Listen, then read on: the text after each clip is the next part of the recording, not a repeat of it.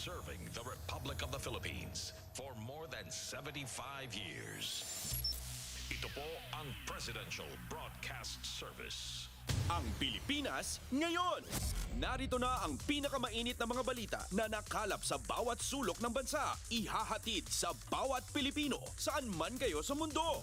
Ang Pilipinas ngayon. Pakinggan ang bawat kaganapan sa bawat lalawigan. Ito ang Pilipinas ngayon.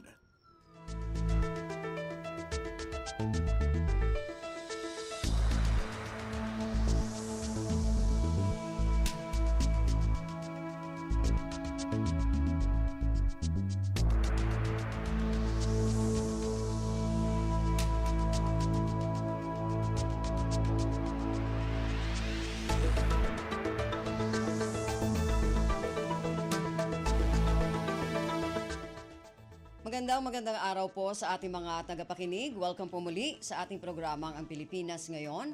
Napapakinggan po ninyo saan mang bahagi ng mundo sa pamamagitan ng ating himpilang Radyo Pilipinas World Service ng Presidential Broadcast Service.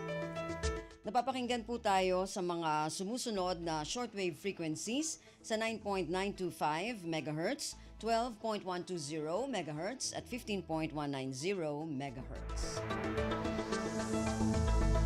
Ako po si Ven Blones. Samahan po ninyo ako sa kabuuan ng ating programa ngayong araw na ito. Kapapalooban pa rin po ng ilan sa mga mahalagang balita mula dito sa ating bansa. Kasama na ang mga segmentong business, sports, showbiz at ang mga ulat mula sa iba't ibang rehiyon at lalawigan dito sa Pilipinas para sa ating regional news. Samantala, nais po namin kayong imbitahin na bisitahin ang ating Facebook page, ang Radyo Pilipinas World Service. Paki-follow, like at share na rin po. Ang tabayanan, sa inyo na sa ilang sandali ang kabuuan ng ating programang Ang Pilipinas Ngayon. Kumpleto, detalyadong balitaan, di papahuli sa mahahalagang kaganapan. Kamustahin ang inang bayan, ang Pilipinas Ngayon.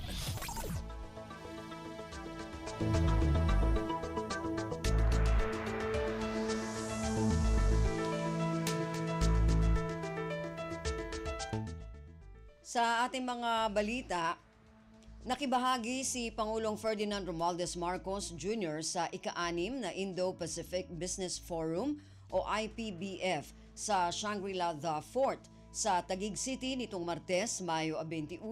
Ito ay bahagi ng mga hakbang upang palakasin ang mga pagkakataon para sa ekonomiya at negosyo ng Pilipinas. Inorganisa ang IPBF sa pagtutulungan ng pamahalaan ng Pilipinas at US Department of State na layong palaganapin ang kalakalan, pamumuhunan, oportunidad para sa eksportasyon at kooperasyon na pang-ekonomiya sa pagitan ng Estados Unidos at mga partner sa Indo-Pacific region.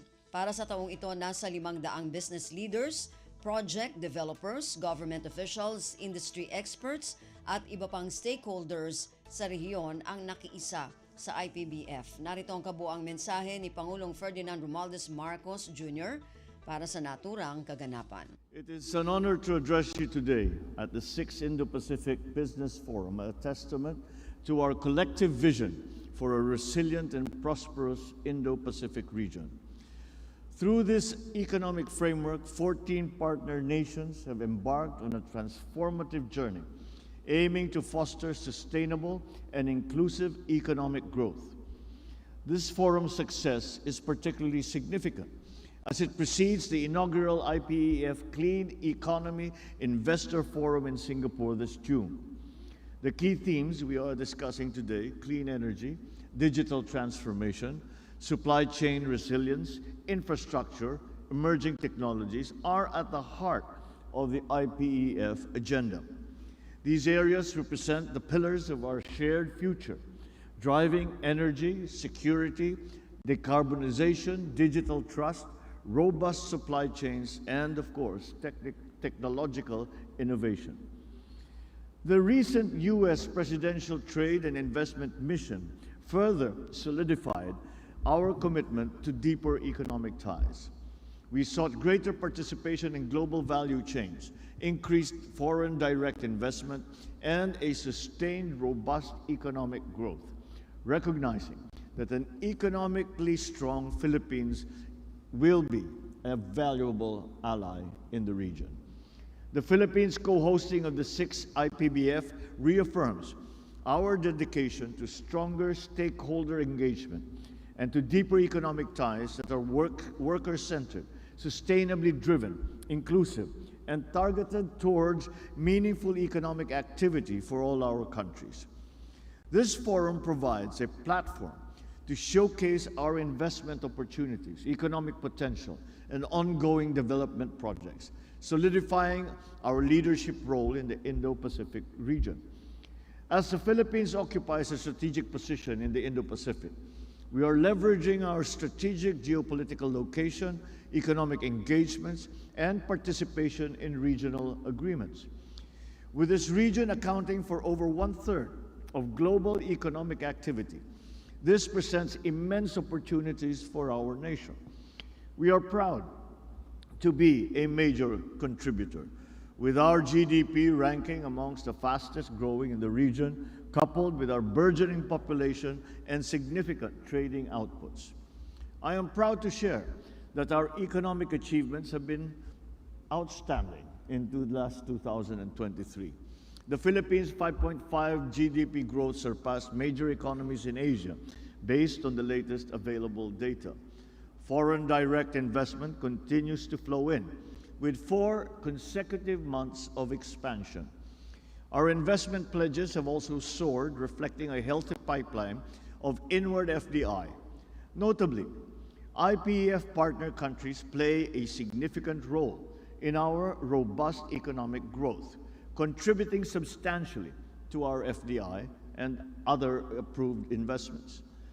Through these economic strengths, we aspire to transform the Philippine economy into a regional hub for smart and sustainable manufacturing and for services. On April 11, 2024, we discussed one of the most important collaborations amongst our IPEF partner countries, the Luzon Economic Corridor. Given Luzon, our northernmost and largest and most economically active island in the Philippines, given Luzon's critical status as the host of most of the Philippines' export manufacturing and high technology industries, upgrading infrastructure in this area is essential. These enhancements are crucial for empowering the workforce and facilitating the smooth flow of goods and services. We have earmarked key projects to spur growth in the Luzon Economic Corridor, creating strategic connections between Subic, Clark, and the Calabarzon region, a prime location for export manufacturing firms.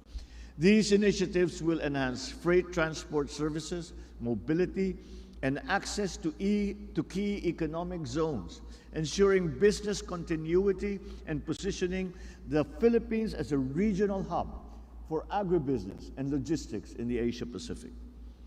Our renewable energy potential, with over 491,821 megawatts from sources like geothermal, hydropower, solar, and wind, is ready to be harnessed. Recent amendments to our Renewable Energy Act allow 100% foreign ownership of RE resources, making us an attractive destination for clean energy investments.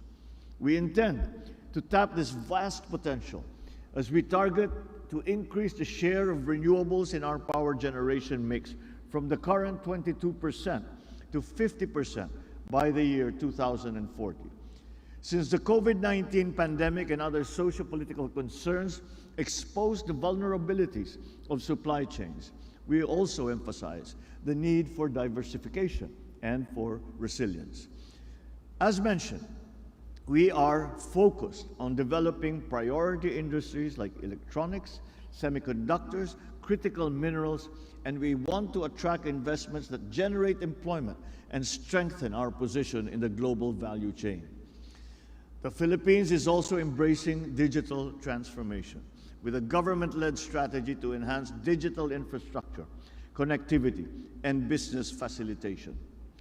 With micro, small, and medium enterprises at the heart of the Philippine economy, and for that matter, at the heart of the economies in the Indo-Pacific, we equip them with necessary tools to become a sustainable business. We believe that Indo-Pacific investors have the potential to contribute significantly to the expansion of such businesses.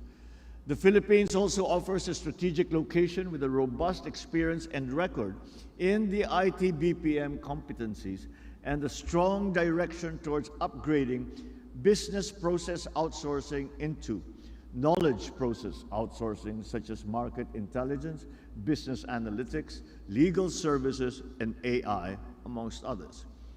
Furthermore, the Philippines can serve as a platform for companies to access the more than 600 million strong Southeast Asian consumer market. Our proximity to these growing economies can allow them to enter other supply chains and be part of inter-country economic systems, creating more opportunities for collaboration and for partnership. Our Build Better More infrastructure program, encompassing 185 priority projects worth 9.5 trillion Philippine pesos, is set to transform our nation's infrastructure landscape. These projects contribute to our goal to be the next logistics hub in Asia. But achieving this requires a whole-of-nation approach, particularly private investments. Therefore, we invite foreign investors to participate in this endeavor through public-private partnerships, engineering procurement, and construction contract, and for feasibility studies as well. With the Public-Private Partnership Code, we have accelerated the delivery of critical projects, fostering economic growth and enhancing the quality of life for all Filipinos. This landmark legislation makes collaboration between the government and the private sector even more efficient. Additionally, the recent establishment of the Maharlika Investment Fund, our sovereign wealth fund, demonstrates our strong commitment to strategically invest in key sectors that will accelerate national development. This fund plays a vital role in financing critical infrastructure projects, stimulating economic growth, and generating long-term returns for the benefit of all Filipinos. By mobilizing resources and attracting private capital, the Maharlika Fund will be pivotal in our goal of creating more opportunities for future generations. Let us now talk about transportation. While we have not yet reached the point of seamless, smart transportation, we are not standing still either. We have a wide range of programs and projects underway, all aimed at making our transport systems more efficient and our cities smarter. At the heart of this effort is our national transport policy. This policy recognizes the crucial role that transportation plays in our socio-economic development. This is about enabling inclusive and sustainable growth and helping us achieve our broader national goals. Since this program requires a coordinated effort, agencies such as the Department of Public Works and Highways, the Department of Transportation, and the National Economic and Development Authority are working together to develop and implement transportation projects that truly meet the needs of the Filipino people and of the Philippine economy. We are investing in everything from roads and railways to ports to airports, all intending to create a transport network that is safe, efficient, and accessible to everyone. Such are the lessons learned from the pandemic. We are also embracing new technologies to make our transport systems smarter, more responsive to changing needs. There is a long way to go still, but we are committed to making the Philippines a leader in smart and sustainable transportation. And we believe that with the right investments and partnerships, we will achieve that goal. In terms of legislation, we are committed to creating a conducive business environment.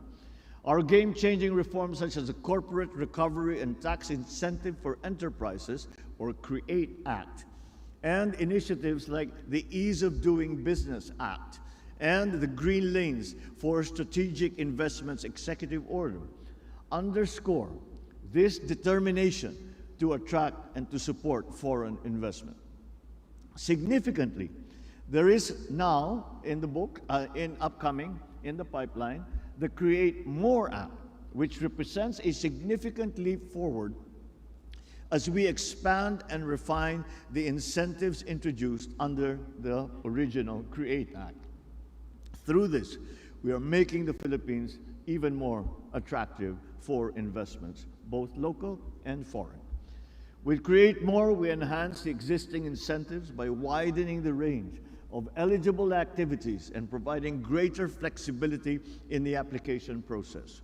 Additionally, it streamlines administrative procedures, reducing bureaucratic hurdles, making it easier for businesses to access such benefits. Through these reforms, we assure you that the Philippine government is fully committed to supporting and facilitating your business endeavors in our country.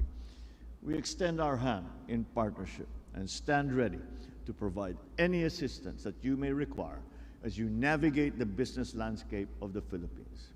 And last but not least, we are also at the forefront of actively promoting the Philippines as a prime investment destination through strategic partnerships such as free trade agreements and the generalized system of preference, ensuring that investors in the Philippines benefit from such preferential market access.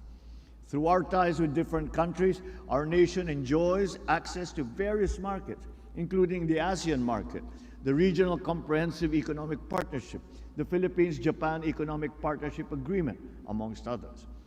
These agreements underscore our commitment to fostering economic growth and international cooperation.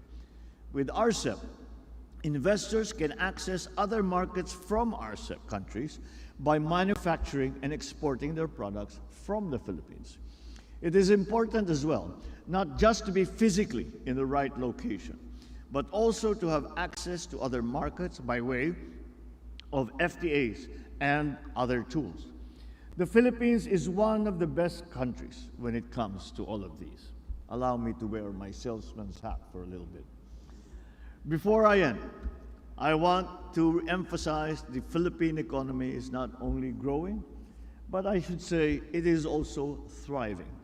In fact, we are one of the fastest growing economies in the world. We are committed to fostering and continuing this momentum.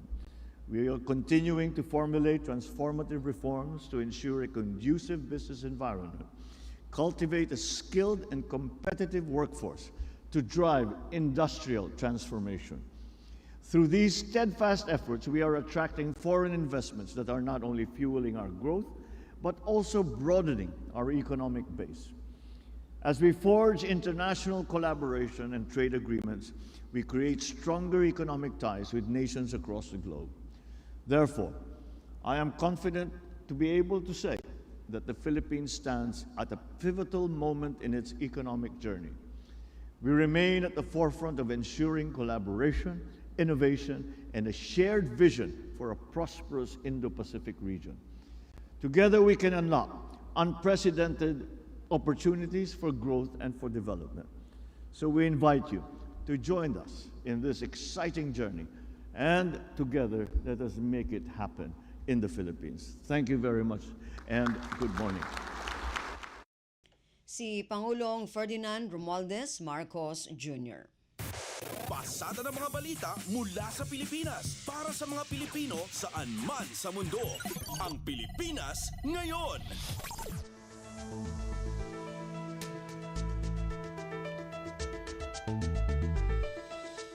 Sa iba pang mga balita, Pangulong Ferdinand Romualdez Marcos Jr. siniguro ang pondo at patuloy na rehabilitasyon ng mga lugar na sinalanta ng Bagyong Yolanda noong 2013. Ayon sa Pangulo, hindi pa ganap na nakakabangon ang bansa mula sa pinsala ng bagyo at anya. Kung tutuusin, nitong nakalipas na 2 taon pa lamang nasimulan ang rehabilitasyon ng pamahalaan sa mga pinsala. Ang detalye ng balitang ito mula kay Raquel Bayan. Siniguro ni Pangulong Ferdinand R. Marcos Jr. ang pondo at ang patuloy na plano para sa rehabilitasyon ng mga lugar na sinalanta ng nagdaang bagyong Yolanda taong 2013. Sa ambush interview sa Tacloban, sinabi ng Pangulo na hindi pa ganap na nakaka-recover ang bansa mula sa pinsalang iniwan ng Yolanda. Kung tutuusin anya, nitong nakalipas na 2 taon pa lamang talaga nagsimula ang isinagawang rehabilitasyon ng pamahalaan sa mga napinsala ng bagyo. Gayunpaman, pagsisiguro ni Pangulong Marcos, handa ang pondo para sa nagpapatuloy na rehabilitasyong ito kailanman ito kailanganin. Narito ang naging pahayag ng Pangulo. We only really started 2 years ago because nothing was done in the previous administration. Nothing was done in the administration before that. So, how long? 12 years on, ngayon pa lang talaga natin na inaasikaso ng mabuti. So, but the plan is that the funding will be available whenever the schedule requires. Mula sa Malacanang, ito si Racal Bayan para sa Radyo Pilipinas. Ang Pilipinas ngayon, kasama si Ben Blones.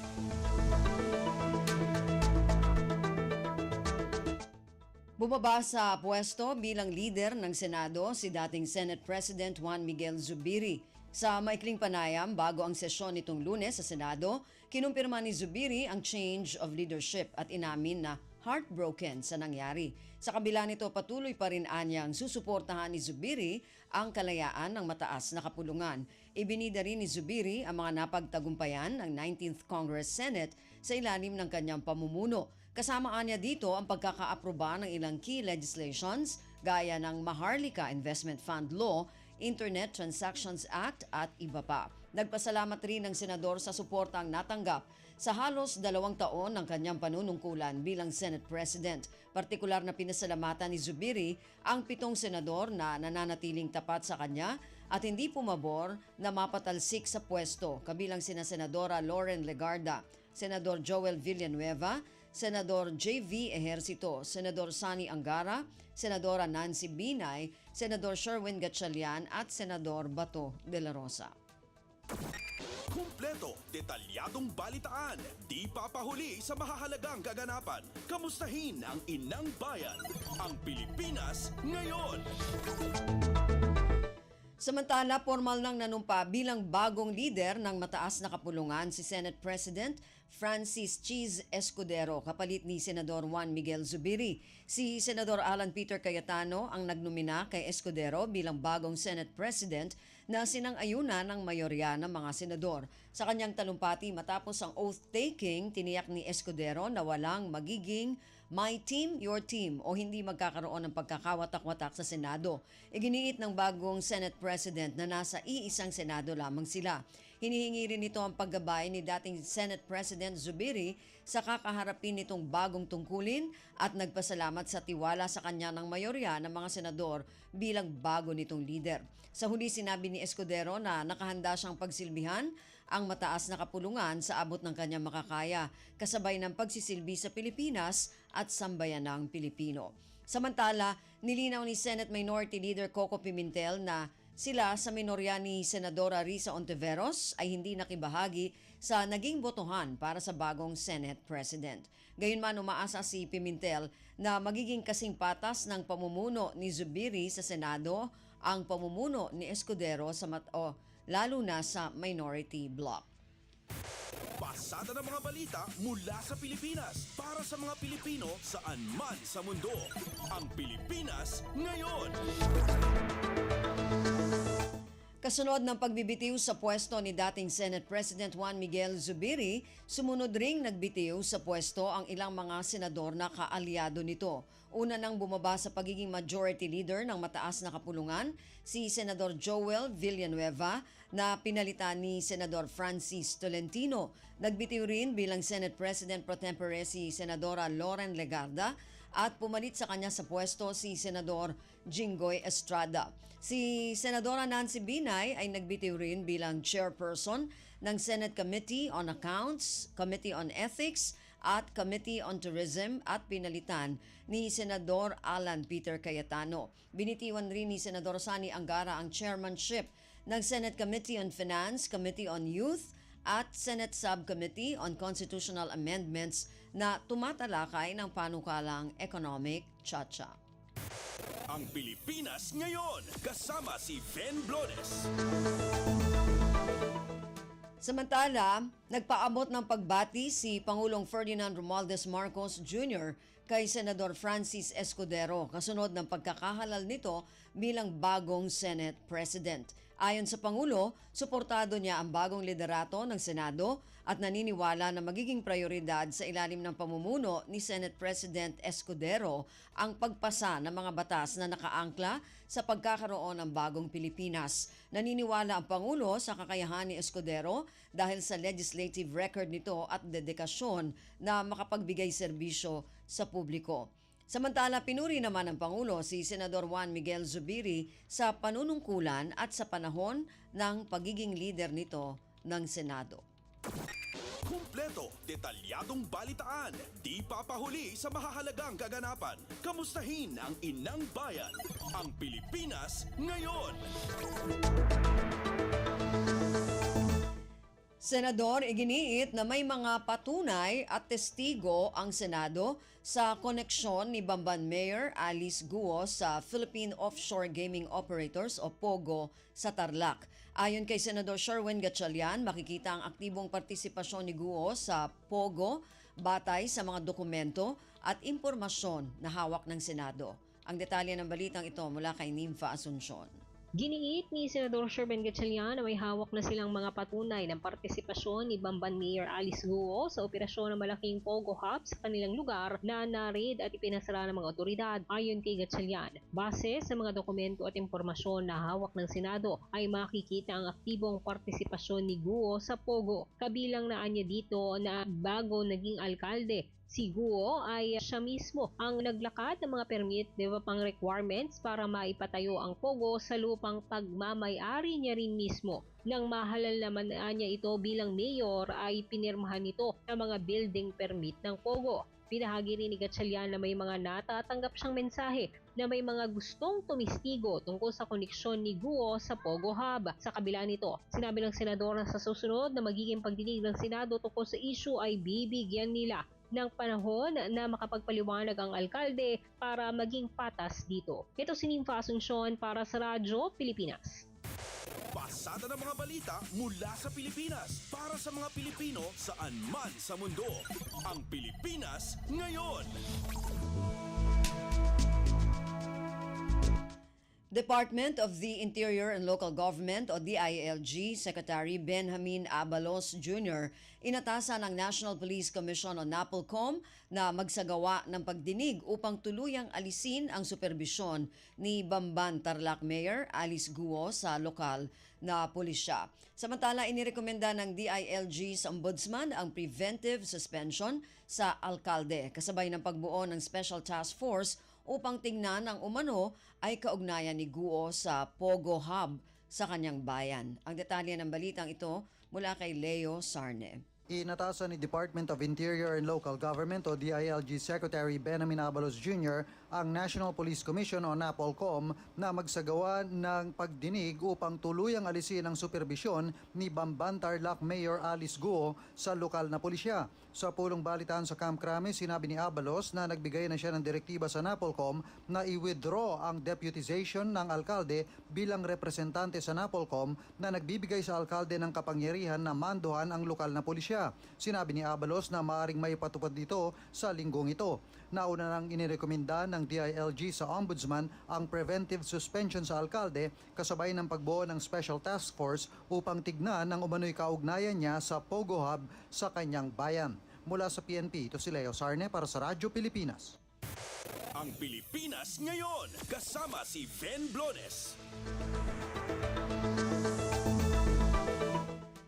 Patuloy na pinagsisikapan ng Department of Social Welfare and Development o DSWD na labanan ang kahirapan sa bansa. Ito ang inihayag ni DSWD Secretary Rex Gatchalian kasunod ng kontrobersyal na pahayag ni Presidential Assistant on Poverty Alleviation Larry Gadon na haka-haka lamang ang kahirapan sa bansa. Sa pulong balitaan sa DSWD, sinabi ng kalihim na totoo ang kahirapan kaya puspusan din kumikilos ang kagawaran para humubog ng mga programa at maibsan ang nararanasang hirap at gutom ng mga Pilipino.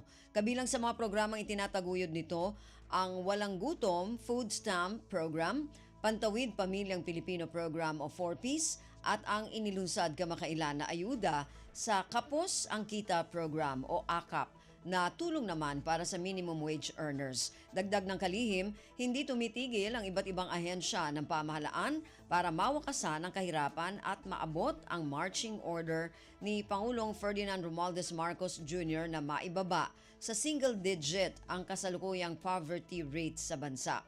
Samantala, handa si Gatchalian na makipagpulong kay Gadon para mabigyang linaw sa kasalukuyang estado ng kahirapan at mga ginagawang hakbang ng gobyerno laban dito. Kumpleto, detalyadong balitaan, di papahuli sa mahahalagang kaganapan. Kamustahin ang inang bayan, ang Pilipinas ngayon.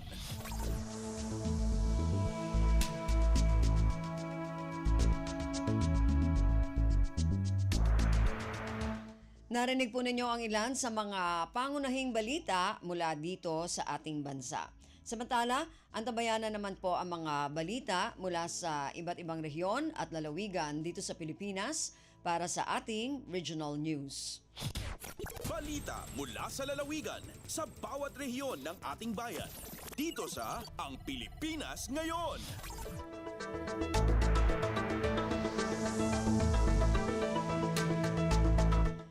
Dumako na tayo sa ating regional news. Unahin natin ang mga balita mula sa rehiyon ng Luzon. Mula sa Lawag, Pangulong Ferdinand Romualdez Marcos Jr. susuportahan ang industriya ng niyog sa Pagudpud, Ilocos Norte, ayon sa alkalde nito. Ang detalye ng balitang ito mula kay Rani Dorilag. In pagkamo ni Mayor Rafael Benemerito iti ili ti Pagudpud anaiget as subsuportaran ni Presidente Ferdinand R. Marcos Jr. ti coconut industry iti ili na.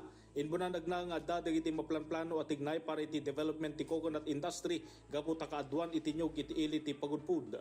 In banad ni Benemerito ngagtultuloy iti panagpamulada iti nyog iti nasa o nga ili. Imunan ngayon pagkamo ni PCA Ilocos Norte Chief Engineer Rosan Cabalwan nga dati kabarbaroan na develop a seed farm apagpatubuan ti 18,000 asid nuts tinyog iti 8,000 a metro kwadrado alote. Naipaipayan ti Virgin Coconut Oil Facility iti nasa ungaili iti napalabas at awentap ng mapapintas na iti produkto alana tinyog. Manipod iti Radyo Pilipinas Lawag, Rani Durilag para sa Radyo Pilipinas World Service. Balita mula sa lalawigan sa bawat rehiyon ng ating bayan. Dito sa Ang Pilipinas Ngayon. Maraming salamat, Rani. Yan ang ulat mula sa Lawag. Samantala, dumako naman tayo sa Agoo. Higit 670,000 individual sa La Union nakakumpleto na ng PhilSys Step 2 registration. Ang detalye ng balitang ito mula kay Albert Kawile. Dumanunan iti dagop ngayon na magasot 73,000 siya magasot inimapol ket siyam nga individual ti La Union tinakarehistro para iti Philippine Identification System uno PhilSys Step 2 registration ang hingga iti Abril 30, 2024. Segunda ito iti kaudyan na datos manipod iti Philippine Statistics Authority, La Union Provincial Statistical Office. Ti Step 2 registration ket pakairamanan ti panangipaneknek ti demographico a datos ken panakalay ti biometriko nga impormasyon kas iti marka ti ramay, iris scan ken nakasango a retrato. Agtultuloy amay pakpakamo ti PhilSys kan dagiti update na. Babayan ti panakaywaras kadagiti information and education materials kadagiti meeting ti kakapitanes ti barangay ken ti panakaysayangkat ti PhilSys mobile registration. Agtultuloy mo ti panakitinulong ti Department of Social Welfare and Development para iti PhilSys registration ti amin a beneficiaryo ti Pantawid Pamilyang Pilipino Program 1-4Ps ditoy La Union, mobile registration iti naduma-duma barangay, institutional registration ken school-based registration ti individual pakairamanan ti panagrehistro dagiti ubing agtawan iti maysa aging gatupat. Ipalpaligip mo ti PSA iti publiko asaan na pukawan ti PhilSys transaction slip ken liklikan ti panangiposti kadagitoy iti social media.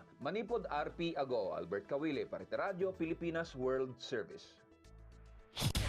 Balita mula sa lalawigan sa bawat rehiyon ng ating bayan. Dito sa Ang Pilipinas Ngayon.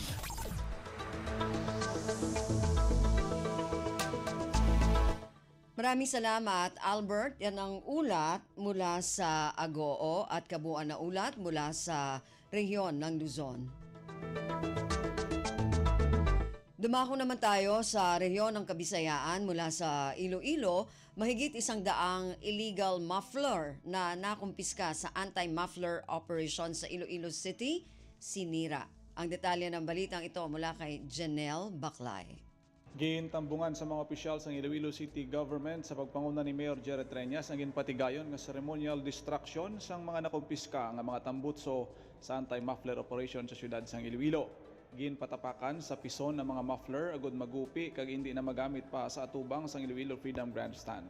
Sa datos sang Iloilo City Traffic Management Unit yara sa 157 ka magahod nga mga muffler o kontambutso na kumpiska sang otoridad halin sa ginmando ni Mayor Treñas ang pagpasanyog sang pagpanakop sa mga illegal mufflers.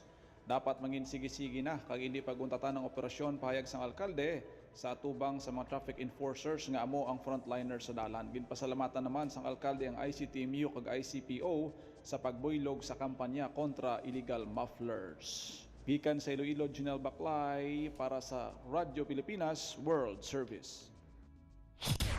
Balita mula sa lalawigan sa bawat rehiyon ng ating bayan. Dito sa Ang Pilipinas Ngayon. Maraming salamat, Janelle. Yan ang ulat mula sa Iloilo. Samantala, dumako naman tayo sa Borongan. AKAP program inilunsad sa Eastern Samar. Nasa 7.5 milyong pisong cash aid ipinagkaloob sa mahigit 2,000 benepisyaryo. Ang detalye ng balitang ito mula kay Pen Pomida. Inabutin balor 7.5 million pesos nga ayuda pinansyal, kailarumhit ayuda para sa kapos ang kita program kon akapit DSWD, anigin distribuer ha 2,500 individual tikang haunum nga LGU sa Eastern Samar, hagin buhat nga launching han programa Sabado Mayo 18 ha ESO Main Campus Borongan City. Sigun ha DSWD ang AKAP program, ingin disenyo para han mga near poor individual ha panuyo mataganhin bulig ug suporta pinansyal. Lakip hini ang minimum o low wage income earner. Ha Region 8 ang minimum o low income earner ang may da 405 pesos nga daily wage, samtang ha Eastern Samar 300 pesos. Kada isa nga benepisyaryo in kinarawat in cash, kantidad 3,000 pesos tikang ha DSWD. Ang distribusyon han AKAP program financial assistance ingin tambungan ni Congresswoman Maria Fia Abunda. Ininigin lunsad ha pangungunahan Office of the President Ferdinand Marcos Jr., kabakyangan Office of the House Speaker Martin Romualdez, House of Representatives ngan DSWD. Tikang ha Radyo Pilipinas Borongan inihipen Pumida para ha Radyo Pilipinas World Service. Balita mula sa lalawigan sa bawat rehiyon ng ating bayan. Dito sa Ang Pilipinas Ngayon. Maraming salamat, Pen. Yan ang ulat mula sa Borongan. Samantala, dumako naman tayo sa Sogod. National ID PhilSys updating inilunsad sa lalawigan ng Southern Leyte. Ang detalye ng balitang ito mula kay Jevic Epis. Gisugda na sa Philippine Statistics Authority o PSA ang paglusad sa pag-update sa demographic information sa National ID System o PhilSys sa mga pili nga probinsya. Sa nakuha nato impormasyon gikan ni Rylin Ricarte, PhilSys Focal sa PSA Southern Leyte, iyang gikumpirmar nga napil ang Southern Leyte sa batch 2 para sa implementation sa naasoy nga updating. Dugang pa ni Ricarte nga gitugutan na ang pag-update o pagbago sa mga entry sa demographic information sa National ID sama sa pangalan, status, sex, date of birth, address, blood type o bisan unsa nga clerical o typographical error. Sa pinakalites nga data sa PSA Southern Leyte, niabot na sa dulan 368,000 o 85% ang narehistro na o nakumpleto na sa Step 2 sa PhilSys. Samtang niabot na sa dulan 170,000 ka national ID ang na-deliver na sa mga rehistrado nga Southern Leyteño. Samtang ana sa dulan 280,000 ang naimprenta nga e-Phil ID o nahatag na sa tibok probinsya sa Southern Leyte. Balita gikan sa probinsya sa Southern Leyte, Jevic Epis para sa Radyo Pilipinas World Service. Balita mula sa lalawigan sa bawat rehiyon ng ating bayan. Dito sa Ang Pilipinas Ngayon.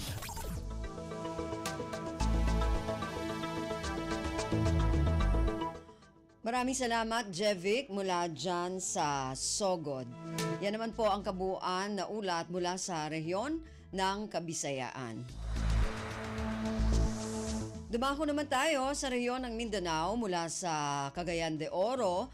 TESDA Regional Training Center Tagoloan nagsagawa ng 15-hour community-based training in theoretical driving course sa Bukidnon. Ang detalye ng balitang ito mula kay Tessa Aureliana. Ang TESDA Regional Training Center Taguluan may pahigayon og 15 ka oras nga community-based training in theoretical driving course sa pagtimbayayong sa Del Monte Foundation Incorporated sa Municipal Gymnasium sa Baungon, Puro 4, Bukidnon. Ang kurso gipasiugdahan ni Kim Brian C. Kaday, TESDA Specialist 2, naghatag sa mga partisipante sa theoretical nga kahibalo nga gikinahanglan aron makakuha og lisensya sa pagmaneho ug luwas nga maka-operate sa mga sakyanan diha sa dalan. Ang pagbansay-bansay kabahin kana sa pagsalig sa sentro sa paghatag og accessible nga pagbansay sa kahanas sa mga komunidad ilabi na sa mga rural nga lugar. Pinaagi sa pakigtimbayayong sa mga organisasyon sama sa Del Monte Foundation, ang sentro makaabot sa daghang mga tawo ug makatabang kanila nga maangkon og ang mga kahanas nga makatrabaho. Ang TESDA Regional Training Center Taguluan ug Del Monte Foundation Incorporated nagplano sa pagpahigayon og mas daghang community-based nga mga programa sa pagbansay-bansay sa umaabot aron matubag ang gitanyag nga kahanas ug mapalambang inclusive growth sa Bukidnon. Gikan dinhi sa Radyo Pilipinas, Cagayan de Oro, kini si Tessa Aureliana para sa Radyo Pilipinas World Service. Balita mula sa lalawigan sa bawat rehiyon ng ating bayan. Dito sa Ang Pilipinas Ngayon. Maraming salamat, Teza. Yan ang ulat mula sa Cagayan de Oro. Samantala, dumako naman tayo sa Zamboanga. Lungsod ng Zamboanga magiging host sa gaganaping ROTC Games ngayong darating na buwan ng Hunyo. Ang detalye ng balitang ito mula kay Bless Eboyan. Human ang malampuson nga pagsakulog sa Zamboanga Peninsula Regional Athletic Association o ZIPRAA qualifying meet, ang lungsod sa Zamboanga maulang gihapon ang mahimong host sa Philippine Reserve Officers Training Corps o ROTC Games kon PRG Mindanao Leg karong tuiga. Pagahimuon kini sa umaabot nga Hunyo 23 hangtod 29, 2024. Busa ang dakong kalihukan, adunay pag-inspeksyon nga gihimo sa mga playing venues ug mga lugar nga gamiton sa aktibidad. Gitambungan kini sa mga personahes gikan sa Philippine Sports Commission, Commission on Higher Education, Department of National Defense kauban ang City Sports Division sa Zamboanga. Kini aron masiguro nga hapsay ug andam ang mga pasilidad para sa Mindanao-wide nga sports event. Mitambong usab sa pag-inspeksyon si PRISAA National Executive Director Albert Atilano Jr. Gikan diri sa Radyo Pilipinas Zamboanga, kini si Blas Iboyan para sa Radyo Pilipinas World Service. Balita mula sa lalawigan sa bawat rehiyon ng ating bayan.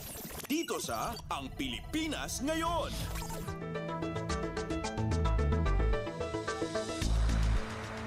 Maraming salamat, Bless, mula dyan sa Zamboanga.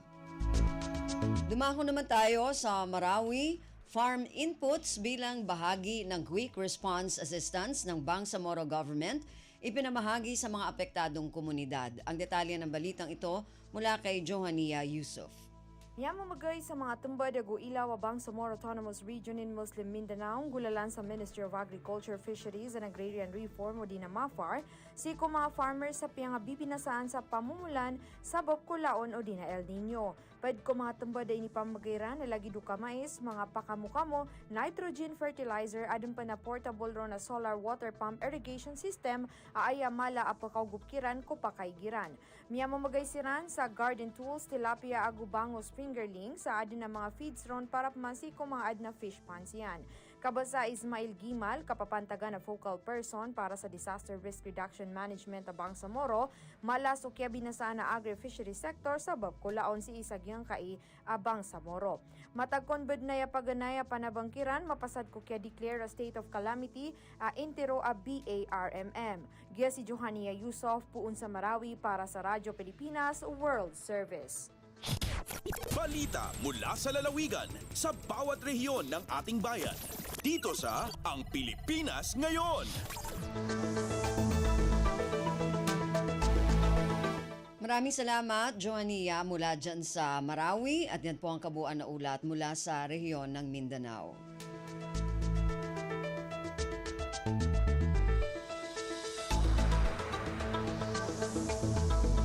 Narinig po ninyo ating regional news para sa araw na ito. Kalipunan ng mga balita mula sa iba't ibang rehiyon at lalawigan dito sa Pilipinas. Samantala, antabayan na naman po ang ating mga segmentong business, sports at showbiz.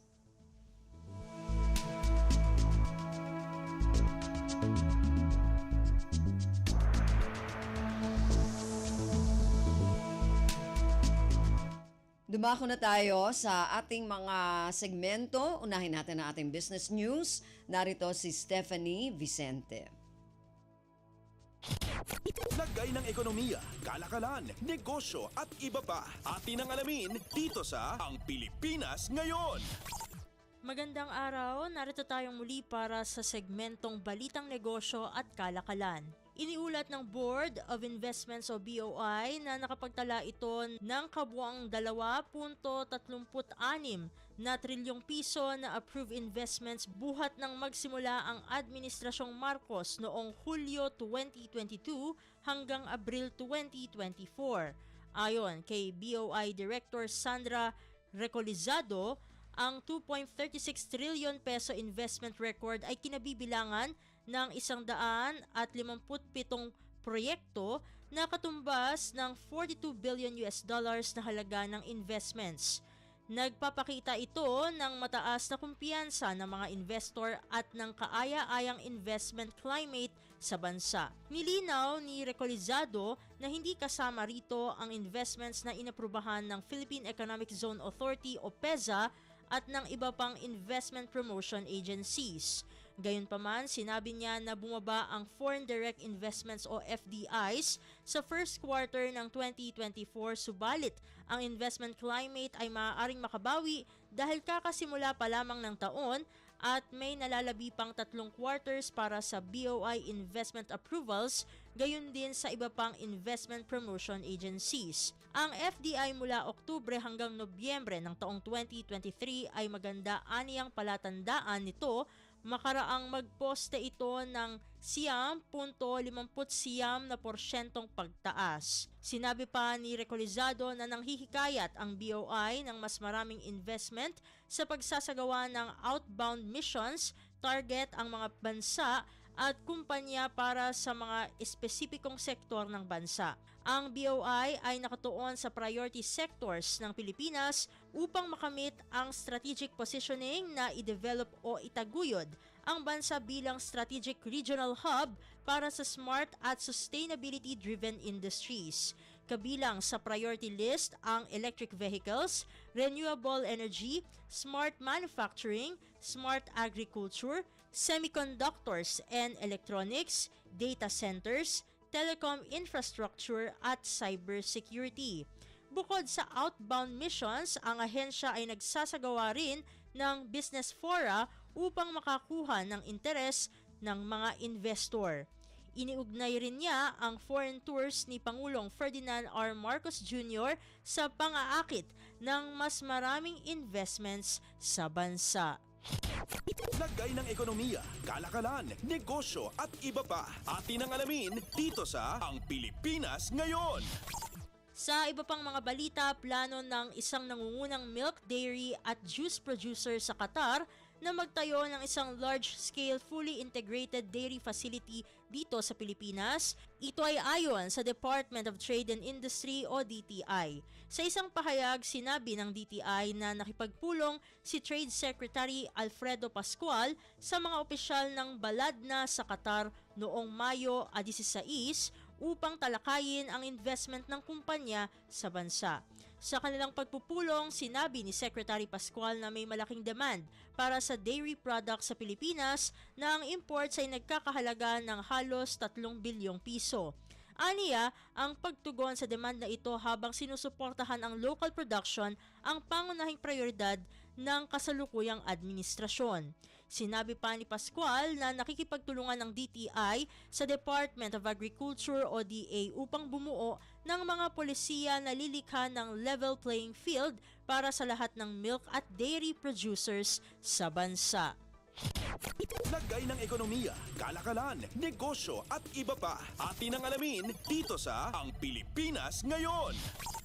At sa pagwawakas ng ating segmento, nakalikom ang Department of Trade and Industry o DTI Halal Industry Development Program Management Office o HIDPMO ng 25 million pesos na aktual at under negotiation sales sa katatapos na International Food Expo o IFEX Philippines na idinaos noong Mayo 10 hanggang Mayo 12, 2024 sa World Trade Center sa Pasay City. Pinuri ni DTI Undersecretary Carol Sanchez ang achievement na ito at sinabing mahalagang suportahan ang naturang sektor dahil makatutulong ito sa pagtamo ng inclusive growth at national development. May temang salo-salo, ang paglahok ng HIDPMO ngayong taon ay tinampukan ng 13 kumpanya na nag-aalok ng iba't ibang halal compliant products tulad ng pagkain, beverage at pharmaceuticals. Ang pavilion ay tumanggap din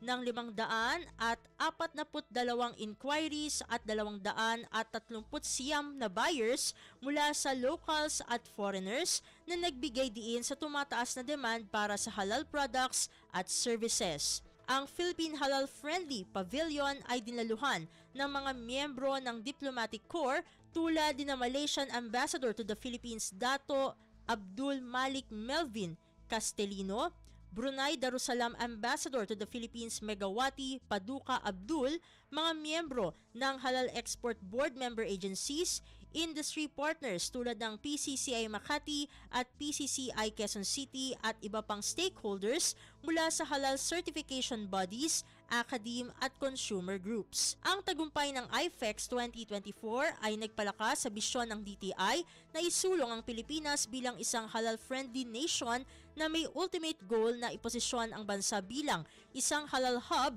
sa Asia-Pacific region, gayon din bilang gateway para sa economic expansion at access sa international markets. Lagay ng ekonomiya, kalakalan, negosyo at iba pa. Atin ang alamin dito sa Ang Pilipinas Ngayon. At dito na nagtatapos ang ating segmentong Balitang Negosyo at Kalakalan. Para sa Radyo Pilipinas World Service, ito si Steph Vicente. Muli, magandang araw. Lagay ng ekonomiya, kalakalan, negosyo at iba pa. Atin ang alamin dito sa Ang Pilipinas Ngayon.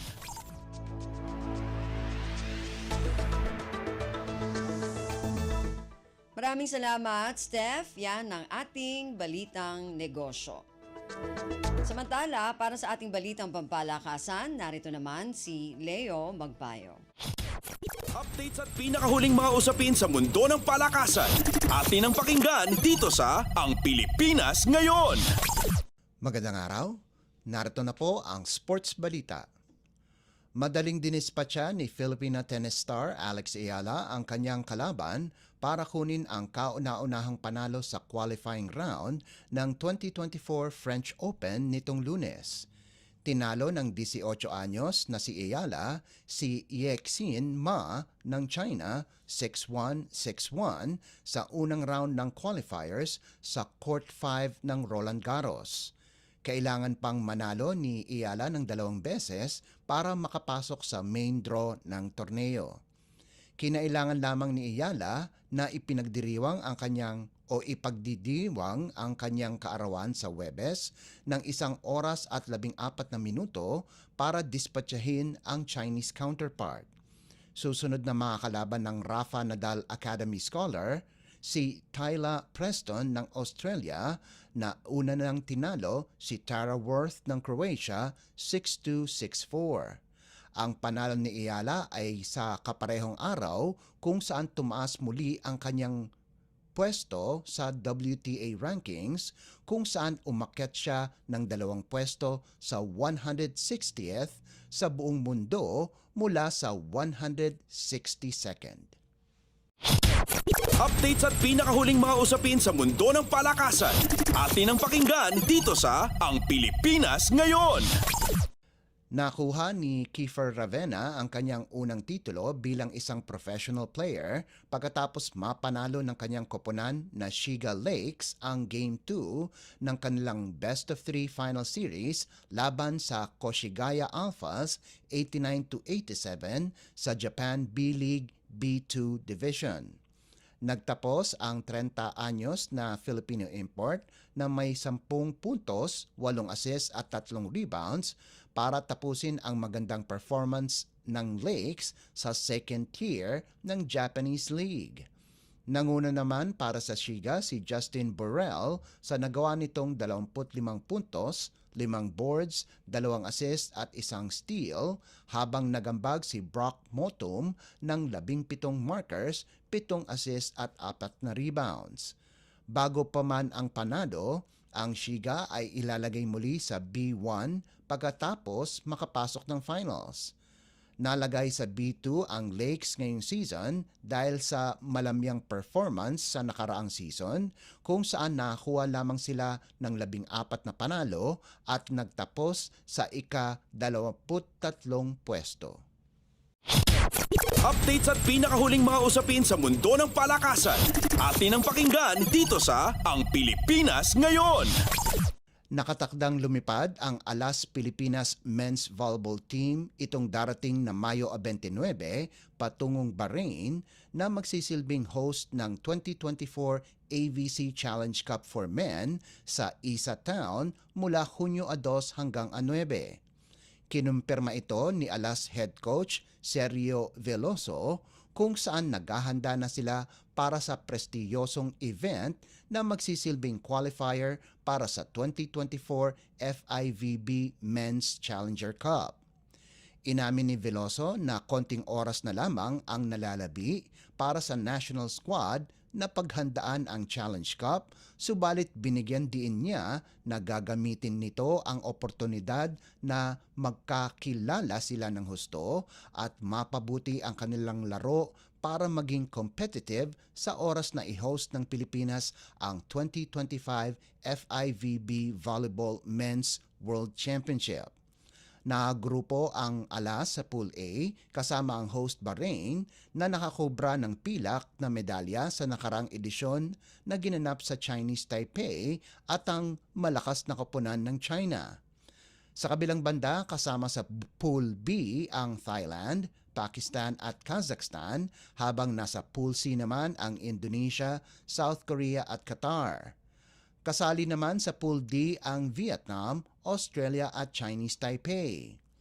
Inanunsyo na ng Alas ang kanilang 21-man pool na pinangungunahan ng tambalang Brian Bagunas at Mark Espejo kasama sina Nico Almendras, Joseph Bello, JP Bugaon, Mark Calado, Choi Diao, Jade Disquitado, Menard Guerrero, Lloyd Josefat, Noel Campton, Vince Lorenzo, Kim Malabunga, Leo Orjales, Joshua Retamar, Renzmel Tagibolos, Joshua Umandal, Sherwin Umandal, Adrian Villados at Josh Ibanez. Samantala, hindi pa maliwanag kung makakasama si reigning NCAA Most Valuable Player Louie Ramirez ng Perpetual ayon kay Veloso dahil nasa kalagitnaan pa ang Altas sa pagdedepensa ng kanilang korona sa liga. Updates at pinakahuling mga usapin sa mundo ng palakasan. Atin ang pakinggan dito sa Ang Pilipinas Ngayon. At yan ang pinakahuling balita sa larangan ng palakasan. Para sa Radyo Pilipinas World Service, ito po si Leo Magpayo. Magandang araw. Updates at pinakahuling mga usapin sa mundo ng palakasan. Atin ang pakinggan dito sa Ang Pilipinas Ngayon.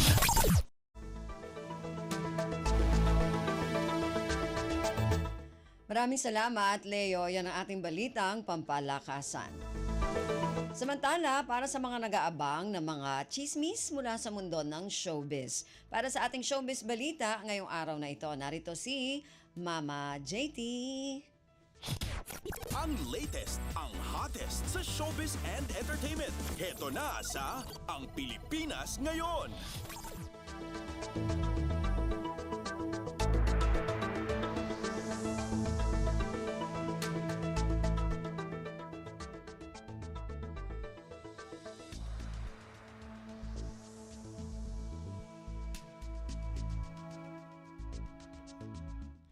Halo, magandang araw sa ating mga chismoso at chismosang nag-aabang ng ating balitang artista. Nandito na si Mama JT para magatid ng mga trending na balita sa mundo ng showbiz. Ito na ang ratsyada ng mga chika. Proud wife ngayon ang kapuso global fashion icon na si Heart Evangelista matapos ihalal at manumpa ang kanyang asawang si Senator Cheese Escudero bilang bagong Senate President.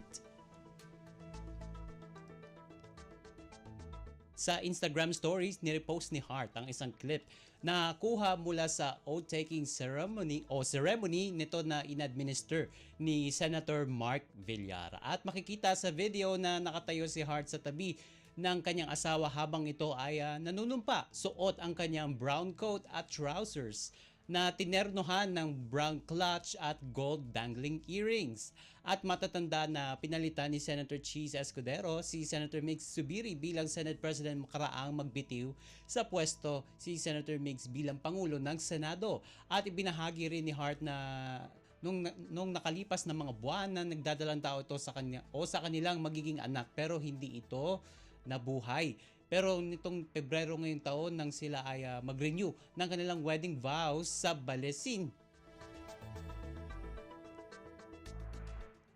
Samantala sa iba pa nating chika for today, pinagmamalaki ni Barbie Forteza ang kanyang longtime boyfriend na si Jack Roberto. At mukhang deadma lang sila. Mukhang deadma lang din sina Barbie at Jack sa di umano'y 7-year itch kung saan kapag daw tumungtong nasa ikapitong taon ang isang relasyon ay unti-unti na raw nawawala ang magic at spark sa pagitan ng magkasintahan. Ayon pa kay Barbie, talagang nag-step up si Jack sa kanilang relasyon. At nitong nagdaang May 19 nang mag-celebrate sina Barbie at Jack ng kanilang ikapitong anibersaryo bilang magkarelasyon. Pero hindi naman sila apektado ng sinasabing 7-year itch. At mukhang matatag pa rin ang kanilang relasyon. At sa kanilang Instagram account, nag-post ang celebrity couple ng mga litrato nila together na kuha sa kanilang anniversary date sa isang ramen house sa Alfonso, Cavite. Say ni Barbie, hindi raw siya makapaniwala na umabot na sila ni Jack ng 7 taon at in fairness, nilagpasan pa raw ni Jack ang kanyang expectations bilang boyfriend. Para naman kay Jack, parang first anniversary pa rin daw nila ni Barbie ang pakiramdam niya dahil mula noon hanggang ngayon ay hindi pa rin nagbabago ang ugali ng aktres. And sa isang hiwalay na post nag-post sila ng sweet photo nila ni Barbie at nag-message si Jack ng food, travel, and you with hashtag Jackb 7th anniversary.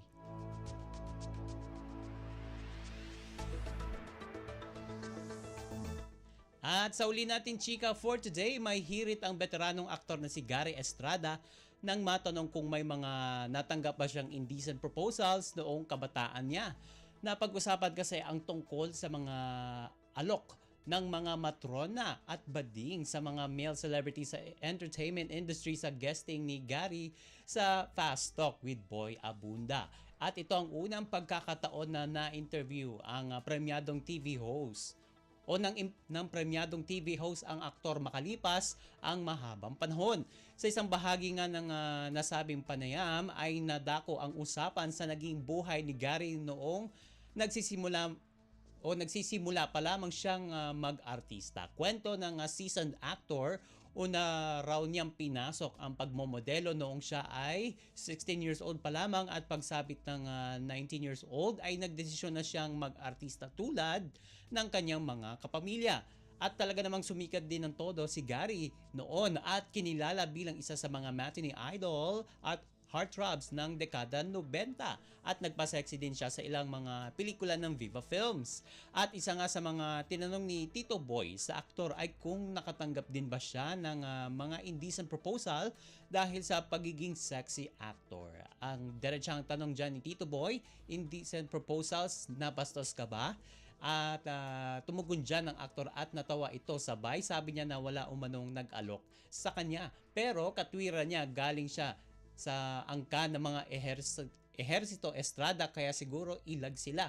Kaya kasi alam nilang brusko ang mga ito. At sa ngayon ay masayang-masaya si Gary sa piling ng asawang aktres na si Bernadette Allison. At biniyayaan sila ng 3 anak na babae na sina Gariel Bernice, Gariana Beatrice at Gianna Bettina. At nagkaanak din pala si Gary sa dating aktres na si Cheska Diaz, at yan ay ang magaling ding aktor na si Kiko Estrada.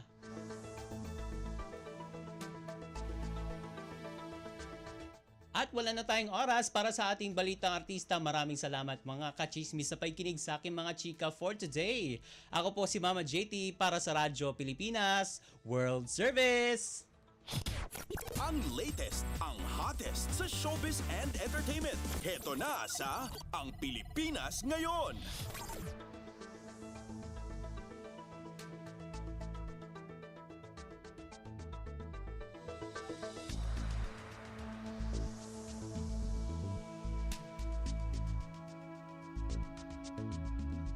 Maraming salamat, Mama JT. Yan ang ating showbiz balita. Narinig po ninyo ang kabuuan ng ating programang Ang Pilipinas Ngayon. Magpapasalamat muna tayo sa mga nakasama natin sa ating programa ngayong araw na ito. Sa ating technical side, kina Milo Jonella, Susan Aizon at Anthony Pimentel. Maraming salamat din sa ating mga executive producer, kina Jerome Toledo at kay Stephanie Vicente.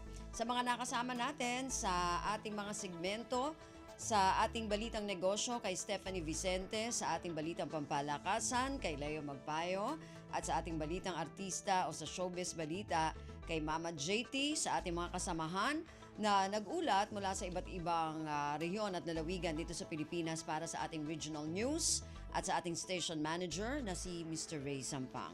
Hanggang sa susunod na edisyon na ating programang Ang Pilipinas Ngayon, ako pong muli si Ven Blones. Maraming salamat po at mabuhay po tayo mga Pilipino. At yan ang Pilipinas Ngayon. Muling samahan si Ven Blones sa parehong oras at alamin ang pinakahuling mga kaganapan at balita saan man kayo naroon. Ang Pilipinas Ngayon.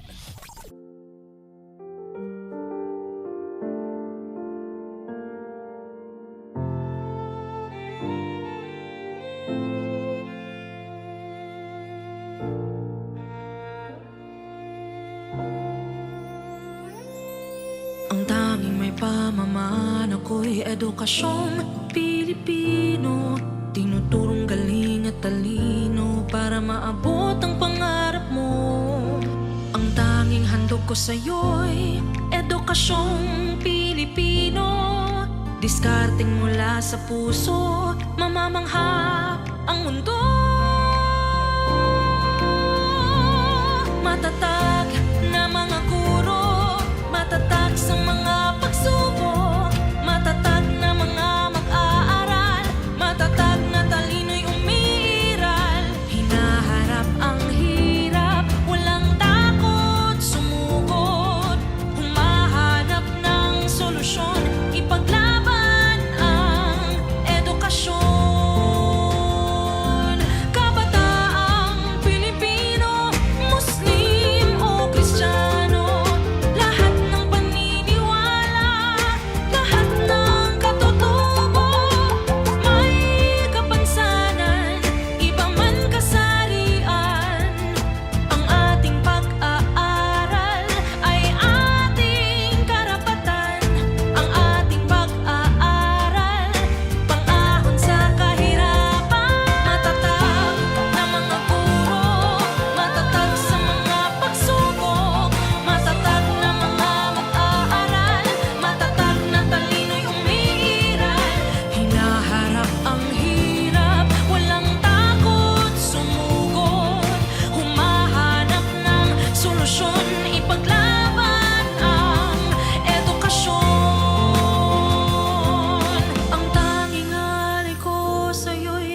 nasyong Pilipino, matapat ng